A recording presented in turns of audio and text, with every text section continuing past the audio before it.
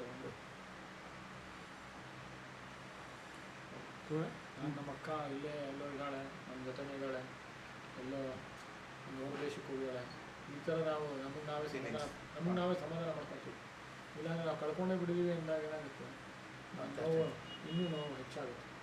ಯಾಕಂತಂದರೆ ನೋವಿರುತ್ತೆ, ಸಡನ್ನಾಗಿ ನಮ್ಗೆ ಉಳಿಯುತ್ತೆ, ಇಲ್ಲ ನಮ್ಮ ಅಕ್ಕ ಮತ್ತೆ ನಮ್ಗೆ ಆ ನೋವು ಕಣ್ಣಲ್ಲಿ ನೀರು ತುಂಬಿಕೊಳ್ಳುತ್ತೆ.